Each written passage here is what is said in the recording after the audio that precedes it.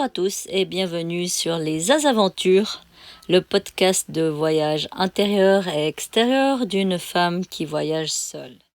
Voici donc la deuxième partie du podcast Mes petits bobos et elle va correspondre à la partie de vie sur Manta.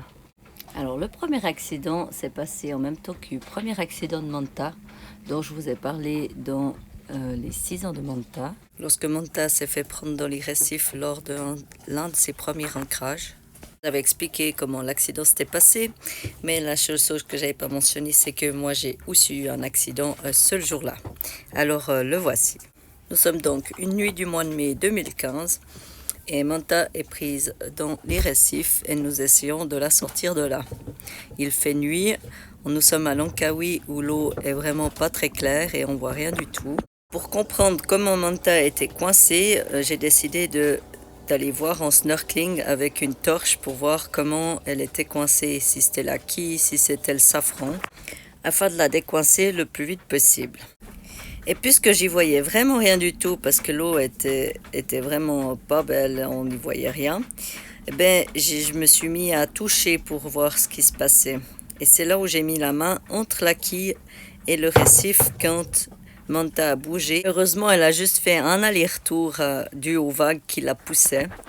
Mais j'ai quand même eu la main coincée entre la quille et le récif, ce qui m'a valu un gros hématome et une main enflée, comme vous pouvez le voir sur cette photo et sur la suivante pour comparer les deux mains. Ça lui fait bien mal, rien de cassé, juste un hématome et le temps de se soigner. Mais bien sûr que vu que j'ai dû sortir Manta de l'eau pour faire des travaux, une main handicapée n'a pas aidé pour les faire. Toujours cette première année avec Manta, où j'ai eu un équipier pendant 2 mois à bord. Là, on a eu quelques petites aventures ensemble. La première étant qu'on avait pêché une fois 3 belles dorades corifères. Et afin de varier les menus, j'ai décidé de faire des sashimi avec l'une d'elles. Donc manger le poisson cru. Et chose que je ne savais pas, la dorade corifère est toxique quand elle est crue. C'est donc mon équipier qui a commencé vers les 8 heures du soir à se sentir pas bien, à commencer à vomir. Ça m'est arrivé dessus quelques heures plus tard. Alors une nuit vraiment à passer aux toilettes, ou on va dire sur la plateforme arrière. On n'était vraiment pas bien tous les deux avec de la fièvre. Jusqu'au petit matin où la fièvre était toujours là. Donc maintenant, vous êtes au courant, ne faites pas de sashimi avec les dorades corifères. Et la deuxième aventure qui s'est passée avec le même équipier, nous sommes fin octobre 2015 et nous sommes à Neyhan Beach, sud de Phuket, et l'on décide d'aller à terre. Pour éviter la grosse houle qui déferle sur la plage avec le dinghy, on décide de le laisser sur une petite plage sur le côté et de se rendre par la route. De là, il y a environ 2 km de route à faire pour atteindre Neyhan Beach. On commence en marchant et je dis à mon coéquipier, si on trouve un pick-up, on peut juste faire l'autostop et puis juste monter derrière. Ce qu'on trouve facile pour y aller.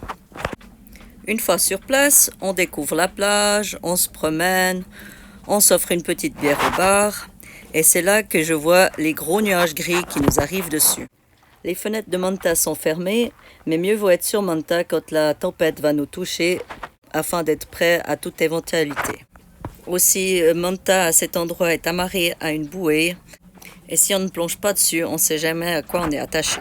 Alors on finit notre bière vite fait et on commence à accélérer le pas pour se rentrer à Manta. Le vent s'est déjà levé et il commence à pleuvoir. Moi, je cours pour aller le plus vite possible retrouver Manta, donc je suis devant. Mon coéquipier accélère le pas, mais me suit plus loin derrière. Et il fait de l'autostop où 2 motos s'arrêtent. Donc il monte sur une et la deuxième vient jusqu'à moi pour pouvoir monter derrière. Ce sont 2 touristes allemands et apparemment c'est la première fois que mon chauffeur conduit un scooter.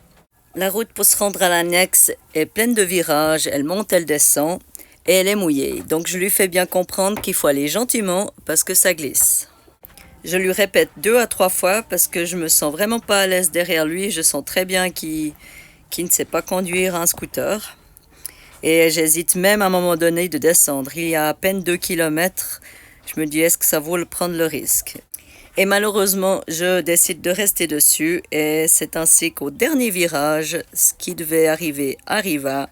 Nous nous retrouvons par terre, à glisser sur l'asphalte. Je dois me protéger avec mes pieds et je vois la glissière qui arrive droit devant et je freine sur la fesse droite. J'avoue là que j'étais un peu remontée contre cette personne qui sait vraiment pas conduire et qui a même pas écouté mes conseils d'aller gentiment. Du coup, je me suis juste assurée qu'il allait bien.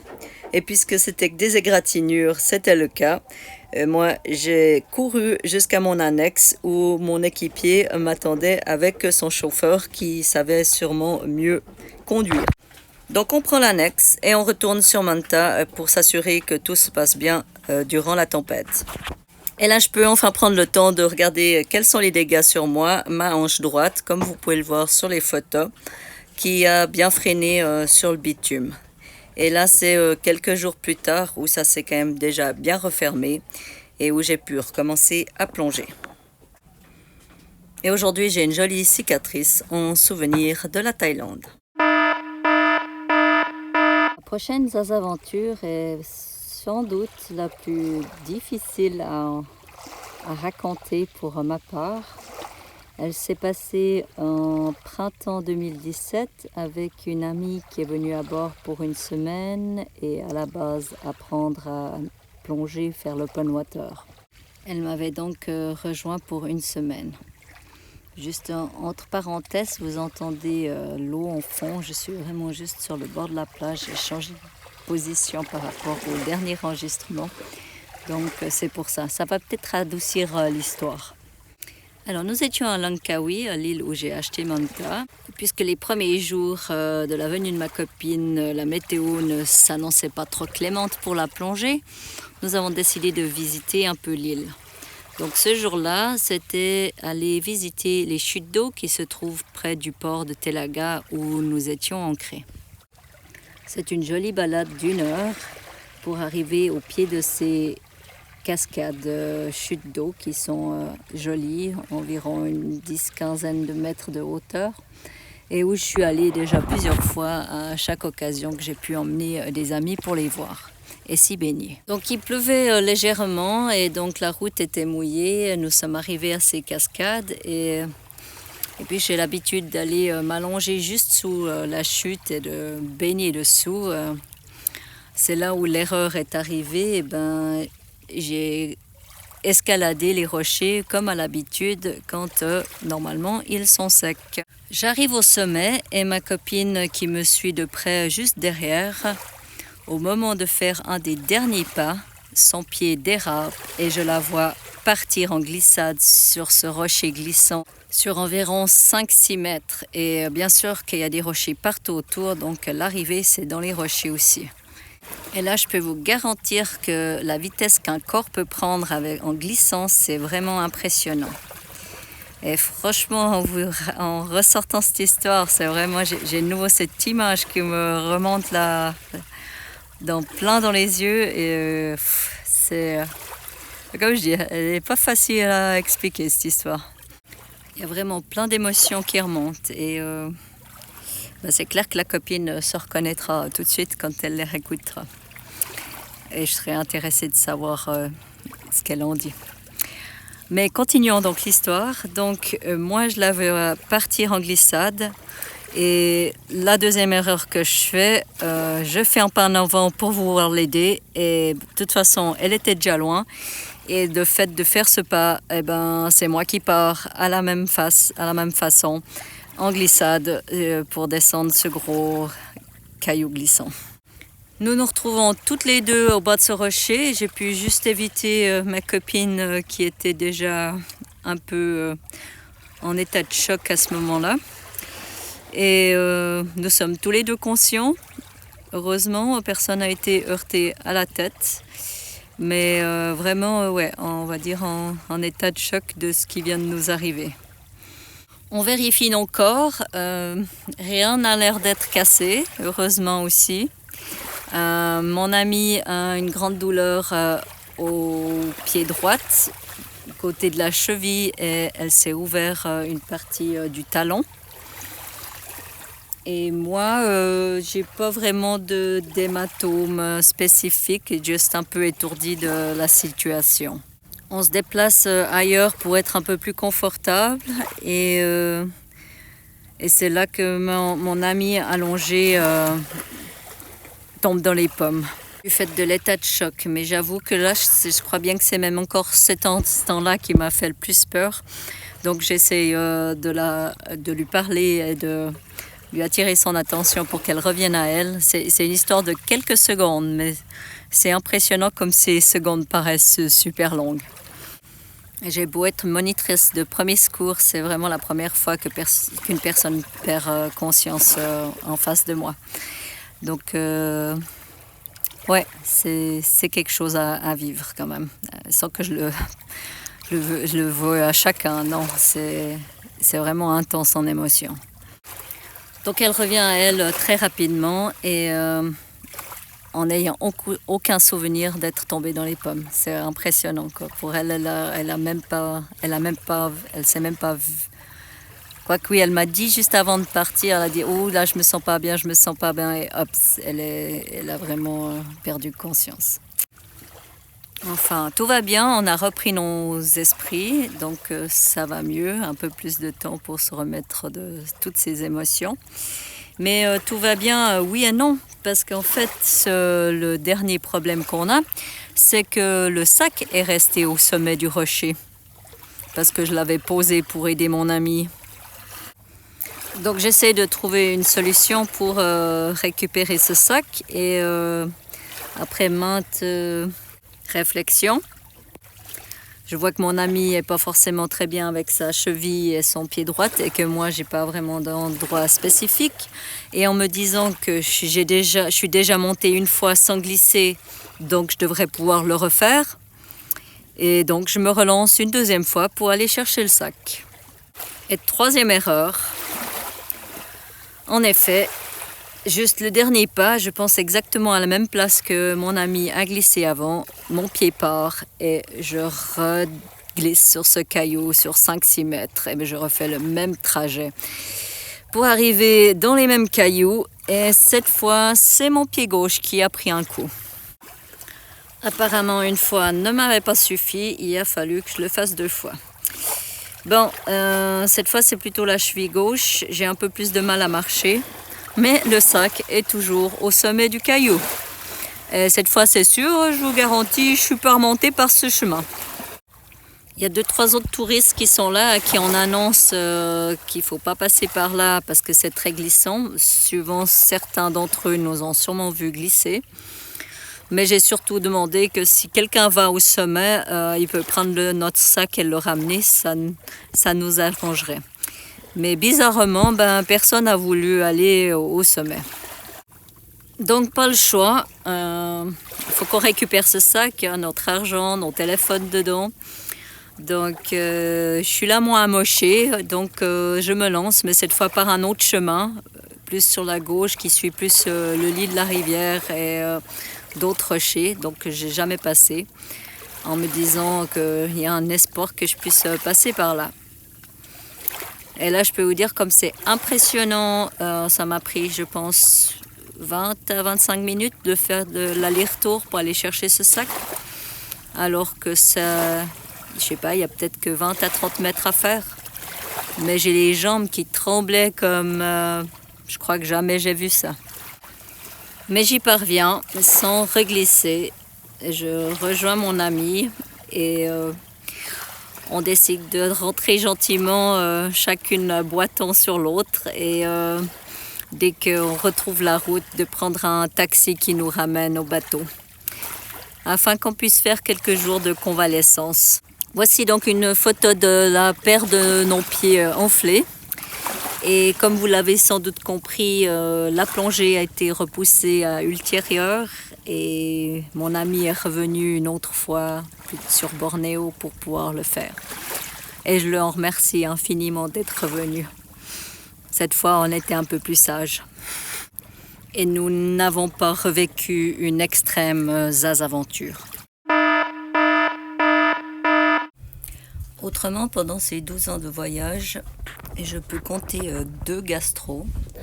dont la première fut la première année dont j'ai mentionné dans mon podcast des 12 ans, qui se situait au Maroc. Et j'ai donc fêté ma première année de voyage dans un lit douillet, dans une famille fort aimable et généreuse qui m'a soignée comme leur propre enfant.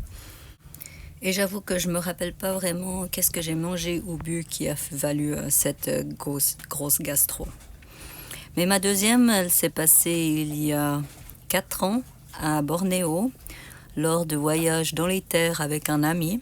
Mon petit déjeuner et après une soirée bien arrosée, bien sûr qu'on a bien soif le matin. Et donc j'ai bu de l'eau nous avons bu de l'eau dans cet hôtel-restaurant où nous avons passé la nuit au petit déjeuner, et apparemment l'eau n'était pas minérale ou on ne sait pas d'où elle venait exactement. Et donc on a passé les deux à une belle gastro grâce à cette eau. Pendant ces 12 ans, je pense avoir aussi eu 2 orteils cassés, mais c'est toujours un peu difficile à savoir s'ils sont cassés, fissurés ou quoi que ce soit. Il n'y a pas l'utilité d'aller faire une radio. De toute façon, un orteil cassé, il suffit juste de le laisser tranquille pendant 2 semaines. Et c'est donc ce que j'ai fait les 2 fois. La première était aussi la première année, et la deuxième fois, c'était il y a 2 ans ici aux Philippines. Et les 2 fois sont arrivées du fait de marcher sur le pont d'un bateau. Ça n'avait pas été Manta, les 2 fois c'était d'autres bateaux, mais ça prouve que chaque fois que vous marchez sur le pont d'un bateau, il faut être vraiment très attentif où vous mettez les pieds, parce qu'il y a toujours plein de choses sur le chemin. Là, nous arrivons à la dernière aventure que j'aimerais vous partager. Elle concerne aussi un peu Pépette. Et donc, la voilà. Nous sommes juin 2019 à Puerto Princesa. Pépette a plus d'1 année et ça fait un moment déjà que j'aimerais la stériliser parce qu'elle est en chaleur depuis un bon moment. Et je vous promets que vivre 1 semaine avec une Pépette en chaleur à bord, c'est pas facile et vous dormez pas beaucoup la nuit. Donc à Puerto Princesa, j'ai eu l'opportunité de trouver un vétérinaire qui pouvait la stériliser. Et pour être solidaire avec elle, j'avais un implant d'hormones dans le bras, que cela fait 1 année qu'il n'était plus utile et que je voulais aussi faire enlever depuis un moment. Donc j'ai essayé de trouver un hôpital ou un gynécologue qui était content de me l'enlever. Puisqu'on est sur le sujet, j'aimerais mentionner que j'avais arrêté la pilule avant de partir. Donc je suis partie sans moyen de contraception et complètement libre de tout ça il y a 12 ans, quand je suis partie avec le vélo. Et en 2014, j'ai décidé de mettre cet implant. Je ne me rappelle plus vraiment les raisons, mais aujourd'hui, je reconnais que c'était une grande erreur et que je regrette un peu. Et principalement pour le fait que mes règles ne se sont pas arrêtées, qui était un des buts principaux. Et au lieu de ça, je les ai eues beaucoup plus douloureuses. Mais revenons donc à cet implant que je veux enlever le même jour que je fais stériliser Pépette pour solidarité. Il m'aura fallu déjà de faire 3 hôpitaux pour trouver un endroit, donc environ déjà 3 heures de recherche pour trouver enfin une personne qui est d'accord de me l'enlever. Et donc je suis dans la salle d'attente avec toutes les personnes autour. Il y a du monde. Une bonne 1h30 d'attente pour finalement être pris. Donc j'explique au médecin ce que je veux, se faire enlever cet implant. Et je lui dis qu'il n'y a pas besoin de m'endormir, il y a juste à ouvrir ici, tirer le morceau et puis c'est tout. Oui, je sais, je suis en train d'expliquer le job à un docteur, qu'est-ce qu'il doit faire. Mais dans ces pays, on ne sait jamais quelles études ils ont fait. Et suivant comment, des fois, on a plus de connaissances du sujet. Et j'avoue avoir pensé plusieurs fois à le faire moi-même aussi. Mais j'ai un peu renoncé quand même. Donc il prend le scalpel, il coupe et il commence à tirer dessus, mais ça ne vient pas. C'est clair que la chose qui n'avait pas été très considérée, c'est ça fait 4 ans que j'ai ce morceau sous ma peau. Et bien sûr que la chair a grandi autour. Et donc c'est attaché à ce petit morceau de plastique. Donc il doit grailler un peu à droite, à gauche, de tous les côtés pour pouvoir le libérer. Et un travail que je pensais que ça durerait 5 minutes, finalement on a pris 10 à 15 sans anesthésie locale. Alors au bout d'un moment de graillement de chair, ça commence à faire mal. Mais je suis restée forte et solidaire et en disant c'est pour Pépette, c'est pour Pépette, c'est pour Pépette. Et finalement, il a pu enlever le morceau de plastique. Et pendant ce temps, Pépette s'est fait stériliser avec anesthésie et sans souffrance. Voilà, nous arrivons enfin au bout de ces 2 épisodes de mes petits bobos, où là je vous les ai tous partagés, à part juste le actuel où j'ai une herpès cicirée qui apparemment vient de Pépette, mais que je suis en train de traiter naturellement. Cette dernière année, j'ai appris énormément sur la médecine énergétique, sur les raisons de nos maladies et de nos accidents. C'est un sujet qui m'intéresse énormément et je suis convaincue aujourd'hui que toutes les choses qui nous arrivent ont une raison d'être pour nous apprendre quelque chose. Alors si vous avez un petit bobo ou quelqu'un de votre entourage à qui vous aimeriez aider, je ferai un grand plaisir de vous partager mes idées sur le sujet. Voilà, ce deuxième partie de mes petits bobos a mis du temps à sortir pour 2 raisons principales. Je pense qu'inconsciemment, de raconter cette histoire de glissade sur les pierres avec mon ami était assez difficile pour moi de le partager et de l'enregistrer surtout. Mais aussi, je suis plus seule à bord. Du coup, mon temps est utilisé différemment et aussi mon inspiration est différente. Donc, je vous ai pas oublié. Déjà, merci infiniment d'avoir écouté ces podcasts de petits bobos jusqu'au bout. Et j'espère que le prochain ne mettra pas autant de temps à sortir. Et il sera sûrement sur la situation actuelle. Et j'aimerais encore ajouter qu'aujourd'hui, on a accès tellement facilement à toutes les médecines alternatives qu'on aurait tort à s'en priver, que ce soit pour soigner nos bobos physiques ou psychologiques. Pas que la médecine traditionnelle ne soit pas fiable, mais des fois, il y a d'autres alternatives possibles, sans passer par des médicaments qui font que cacher où est le problème. Et pour ceci, je recommande vivement tous les livres de Lise Bourbeau qui parlent beaucoup sur tous ces sujets-là. Voilà, alors à bientôt.